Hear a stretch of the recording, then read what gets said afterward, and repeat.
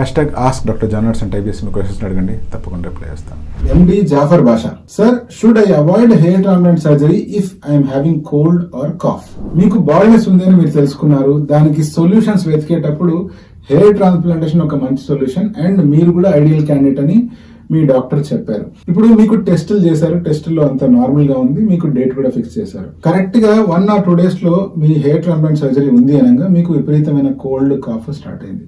ఇటువంటి సిచ్యువేషన్ లో మీరు హెయిర్ ట్రాన్స్ప్లాంటేషన్ చేయించుకోవచ్చా అంటే, కోల్డ్ కాఫ్ ఉన్నప్పుడు హెయిర్ ట్రాన్స్ప్లాంటేషన్ సర్జరీ చేయించుకోకపోవడమే మంచిది. ఎందుకంటే మనకు విపరీతమైన కాఫ్ వచ్చినా లేకపోతే తుమ్ములు ఒకదాని తర్వాత ఒకటి వస్తూ ఉన్నా అటువంటి సిచ్యువేషన్ లో ట్రాన్స్ప్లాంట్ చేసే సర్జన్ కి అది కాన్సన్ట్రేషన్ ని చాలా డిస్టర్బ్ చేస్తుంది. అదొకటే కాకుండా సర్జరీ జరిగిన తర్వాత మీకు గనక మళ్ళీ తుమ్ములు వస్తున్నాయి లేదా కాఫ్ చేస్తున్నాయి అనుకోండి, దానివల్ల ప్రెషర్ పెరిగి స్కాల్ప్ మీద ఇంప్లాంట్ చేసిన గ్రాఫ్ట్స్ కాస్త పాప్ అయ్యే ఛాన్స్ ఉంది లేదా డిస్లాడ్జ్ అయిపోయే ఛాన్స్ ఉంది. మీరు సర్జరీ జరిగిన తర్వాత కూడా విపరీతమైన రన్నింగ్ నోస్ ఉందనుకోండి, అటువంటి సిచ్యువేషన్ లో మీరు యాక్సిడెంటల్ గా మీ చేతులు స్కాల్ప్ మీద తగిలించుకునే అవకాశం ఉంది. అందుకనే ఒకవేళ మీకే గనక గొంతులో ఇచ్చి సెన్సేషన్ గానీ ఉందనుకోండి, అటువంటప్పుడు మీ డాక్టర్ కి ఈ విషయం తెలియజెప్పి మీ సర్జరీని పోస్ట్ పోన్ చేసుకోవడం మంచిది. హెయిర్ ట్రాన్స్ప్లాంటేషన్ సర్జరీ ఈ రోజు కాకపోతే రేపు, లేకపోతే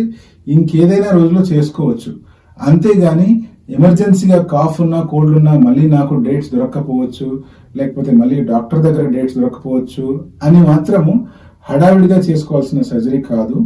ప్రశాంతంగా మీరు హెల్దీగా ఉన్నప్పుడే ఇటువంటి సర్జరీని చేయించుకోవాలి.